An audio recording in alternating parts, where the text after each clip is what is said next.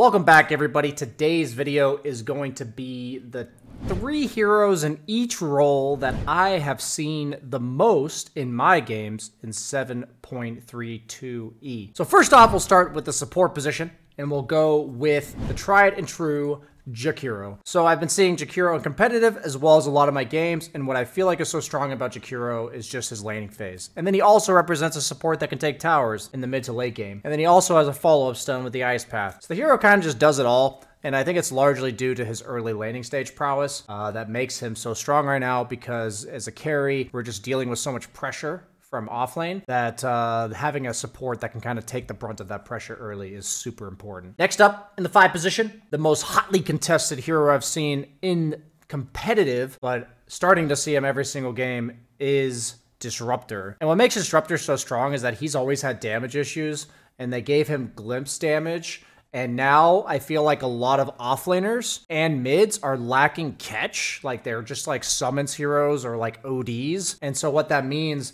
is that your 5 position needs to have the ability to set up ganks. And Disruptor is really the best. He's the cream of the crop when it comes to setting up ganks from the 5 position with the glimpse into the Static Storm ulti. And as a core player, I can say it's super annoying if I'm a hero that can't innately dodge glimpse, and a lot of the heroes that can are not particularly popular right now. And last but not least, with the melees, I feel like the most powerful melee 5 right now has been Clockwork. And even though he's sometimes played as a 4 position, Clockwork is so much about drawing the attention to himself, just like Jakiro in the laning phase. He's so much about enabling these like more ranged cores like Drow or Troll in the laning phase to just have really powerful lane duos. So if you're looking for a melee 5, I really think Clock is the best to go with right now. Similar to Disruptor in the sense that he sets up ganks, right? So he's a 5 that's a strong laner that then sets up ganks for his team. Moving on to the 4 position, we're still seeing a ton of Rubik. His laning stage is just really strong, like Fade Bolt plus trading with right clicks. Like there's just very few 5s, if any, that he loses the trades to. And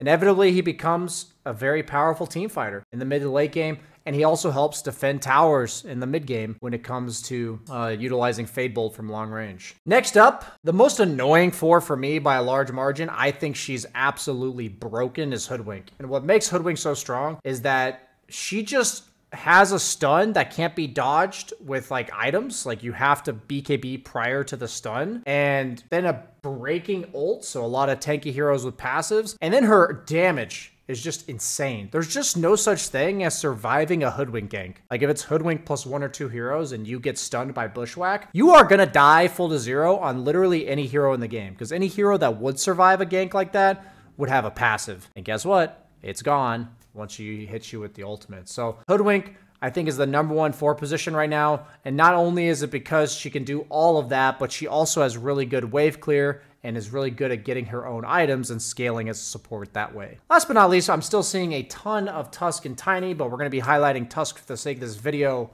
Similar idea to Hoodwink. I think the support's job right now is just so much about setting up ganks and supplying that damage to bring people down. And it's just like, when I'm looking at light amount of damage from the supports, it feels incredibly underwhelming right now. Tusk and Tiny in the 4 position, in the melee position, as well as Hoodwink as the ranged, they just offer so much more damage than like any other hero in this role. So that's why I like them so much, and I still think these low cooldown burst heroes are the way to go. I believe this patch is still so much about Zoo in the offlane.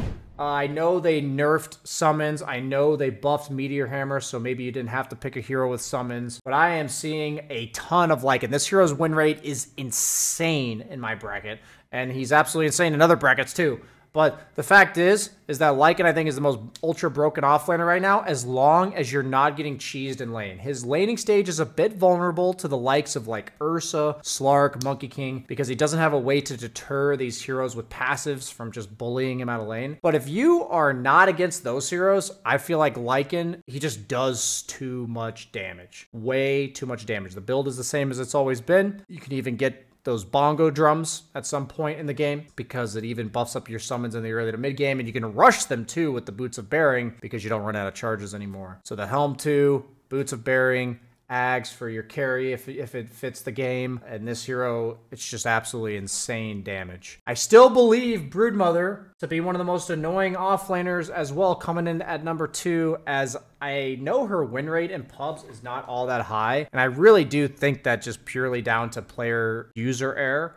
And I just think her laning stage is still as powerful as ever. And the nerf to her spiders is like negligible at best. And she still buys any item that her team needs. Like, it's still not too late to look to learn Broodmother if you haven't already, because this hero is still as obnoxious as ever. I just think the fact that she doesn't buy Helm Dom 2 makes her worse than Lycan. And last but not least, another summons hero in the offlane. I know, super exciting offlane meta once again. And that's Beastmaster, because yes, they did nerf the Greaves and the Pipe, but they did not nerf the Helm Dom 2, as we already mentioned with Lycan. Now, I don't think Beastmaster is as strong as Lycan on average, but I think he's better to pick early in the draft because he has a more reliable laning phase with the axes. All I can really say about these heroes is that they offer so much to the team, and they'll secure objectives like Roche, and I especially like them when you feel like your carries are picking like the Antimages of the world, the heroes that don't generally take the towers at any point in the game,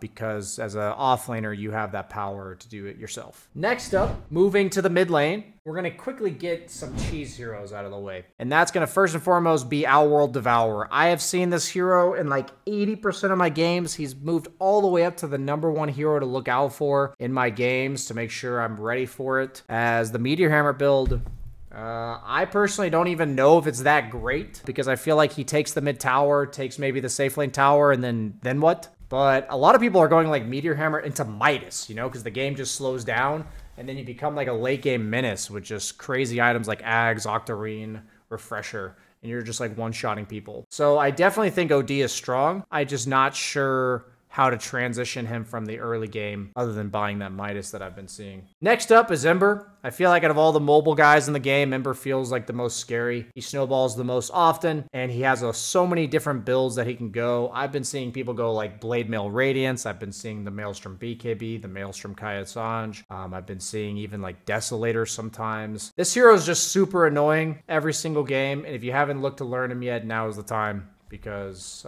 his laning stage seems reliable, and a lot of the cheese picks like Huskar, as long as you keep an eye out for them and maybe ban the likes of Huskar, you should be good to go. He's mainly like a 10th pick hero though, or like a 7th, 8th pick at the very earliest, because you want to make sure you're not getting cheesed out of lane. And last but not least, okay, he's the least, is Tinker. I mean, his win rate is insanely high. I'll just say that I feel like the Meteor Hammer meta has favored Tinker so much because the towers are dying on both sides every single game. Like, it feels like both teams are just guaranteed to get 1 or 2 towers. And in the past, when you had Tinker, you were usually losing the early towers and you were not getting them. I think what's made Tinker so much better is that the map is so much more open for both teams at like 10 to 15 minutes in, and that just favors Tinker so much with the way the hero operates. Okay, moving on to the carry role. Up-and-comers. First off, we got Anti-Ham, Anti-Mage, Anti-Mogger. The Radiance build has given him some versatility in matchups against like Ursa and Troll, where he has a really hard time blinking in because he just dies. That's what the Radiance build is for. But then you just have the standard Anti-Mage build with the Battle Fury. And I feel like he matches up very well against all these Meteor Hammer guys. So pretty much as long as you're not getting summoned, like you're not against like the likes of Lycan and Beastmaster and Brood, I feel like Anti-Mage is just incredibly scary for these heroes that just want to sustain and rush Meteor Hammer. And that's like what a lot of people are trying to do. So anytime you see that, Anti-Mage, super strong. Out of all the ranged heroes, they've been nerfing them all. I think the one that still reigns supreme is Drow. They did nerf her ultimate for her allies, but her laning stage is just as strong as before, and she just carries like a mofo. I don't know what else to say other than like there's always damage if you have a Drow in your lineup. Never run out of damage. You get objectives. He has like good mid game, good late game. I feel like just very smooth transition throughout the entire course of the game. And even though I don't think he's the best hero of the patch, because I did have him at the S tier of my previous video, I do think he's still very strong, and we do see him a lot, and that's Ursa. And what I like so much about Ursa, similar to Antimage, is he just shits on all these guys that want to rush Meteor Hammer and kill your tower. You can't sustain through Fury swipes, guys. And Ursa just has really clean power spikes with the Battle Fury into BKB Blink, into Basher. A very straightforward build. If you're looking to learn a new carry and you haven't played Ursa yet, now is the time, because he is just so cookie cutter. He's a very cookie cutter build, no questions asked. All these people that want long fights with the Radiances and the sustain items, Ursa just shreds right through them. So I love Ursa right now still, and quite frankly, it's getting annoying, even though he's one of my favorite heroes, to see him every single game. Thanks for watching, everybody. That's today's video of the top 3 heroes in every single role for 7.32e. I will keep you guys posted every Monday from here on out with more meta updates. Until next time, bye-bye.